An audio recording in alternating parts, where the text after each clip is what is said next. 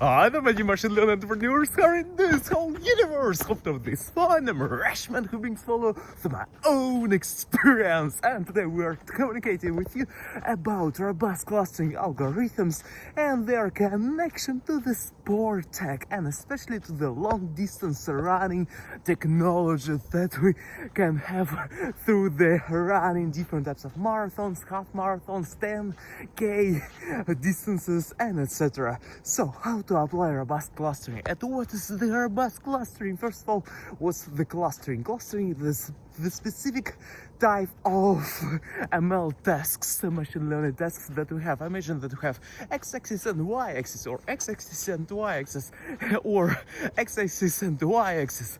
Yes, and we have a lot of dots here, a lot of points, data points that are here. And also we can cluster, group them together to the specific similarities, and here will be one cluster, here will be another, here will be third, fourth, fifth, and etc.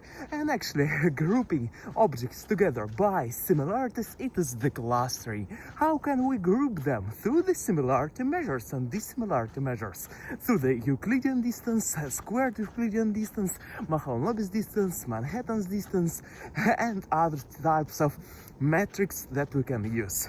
Okay, the second thing, what's the robust clustering? Robust clustering is the specific type of subfield of clustering. It is the specific types of clustering that is robust, that is super nice, powerful, strong to the outliers. They will not be corrupted by outliers, they will not be affected by outliers, they will be strong, they will be powerful, these algorithms. So let's communicate about what's the robust clustering actually. Imagine that we have dots here, yes, and we have exaggerated dot here. And actually, when we calculate the center of cluster with this dot, then with the outlier, then the center of cluster could be switched from this to this. But if we will delete it, remove it, decrease the influence of this exaggerated point or points, outliers, then everything will be fine. Center of cluster will be here. If we will imagine that here's the points and here's the center, everything's fine. But if with outliers, without robusty things, it will be here somewhere, yes? So aggregation functions, when we calculate the value of aggregation functions, they will be more precisely, accurately, nicely, and super nice with the accuracy value. It will be amazing to us. So everything will be fine, everything will be amazing. And right now, how to apply it to long distance running? It is actually the human activity recognition task. And when we do human activity recognition, then we could measure pos.x, pos.y, pos.z, val.x, val.y, val.z, c.x, c.y, c.z, which means for us position, velocity, and acceleration on x-axis, y-axis, and z-axis, x, y, z coordinates, and Cartesian coordinates. And actually, it is one of the measures that you could have from the points where the athlete is. It is kind of athlete underscore pos.x, athlete underscore pos.y, athlete underscore pos.z, and the same with val.x, val.y, val.z, ac.x, ac.y, ac.z. And actually, it could be with floating point number, float pos.x, float pos.y, float pos.z, float val.x, float val.y, float val.z, float ac.x, float ac.y, float ac.z. And it is actually the measurements of our data. Also, it could be from the RGB, RGBH, CLH, VHSB, CY, CYK color models, kind of different types of colors, because 255.00 of RGB, it is not the same as 251.00. Yes, it is almost the same, but more accurate will be one of the measures that we prefer more.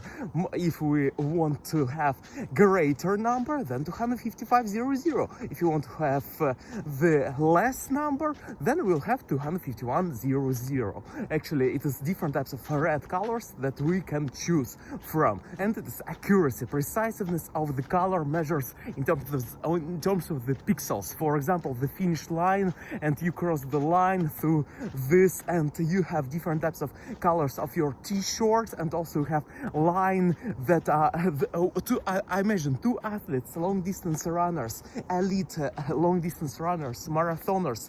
They are crossing the line, finish line, and here is the line, and they want to cross it. And here it is, everybody, that in some moment it could be kind of if you will not have the robust clustering algorithm, then it could be kind of not crossing correctly.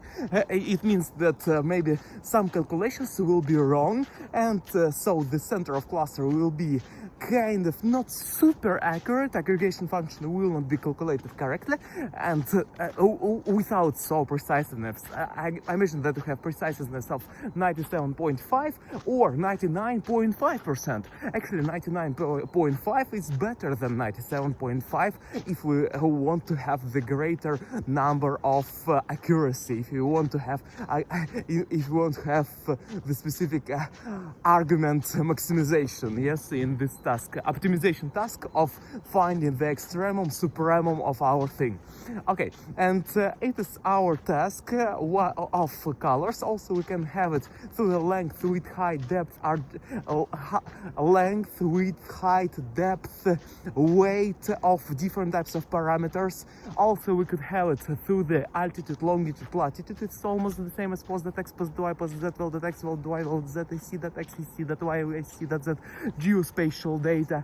Also, we can have it through the audio data, through the hertz of amplitude, and I mean that through the amplitude decibels, and also from the hertz of frequency. And we can measure different types of, for example, sounds, how they step to something, and when you step, then you can measure that it is the finish line or something like this, if you want to edit the video or something like this. Also, it could be through the different types of sodos, gastrocnemius, abdominis rectus, and brachii, and also biceps, triceps, quadriceps, deltoids, and also latissimus dorsi, and biceps femoris muscles, different types of points during this, and finding the centers there in terms of the muscles, where they are and where are they in our space.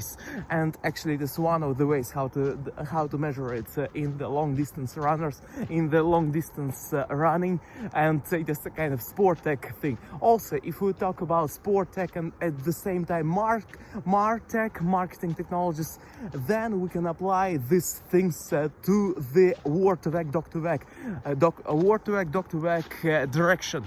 It is what is it actually? It is the specific ways of speaking about sports and different types of clusters in terms of the words, synonyms, antonyms, and also different types of onyms that we can use in this direction, and different types of answers that people could give us when we do interviewing people on the streets, for example, about different types of long distance running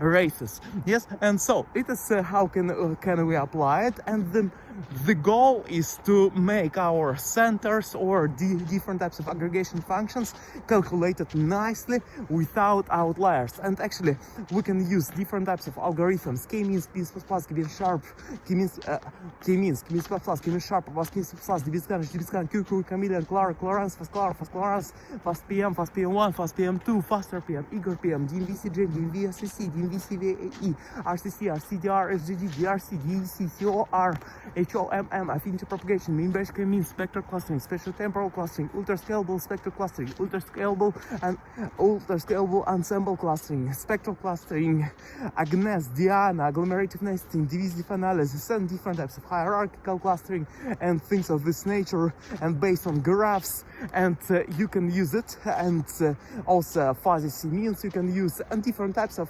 things that you can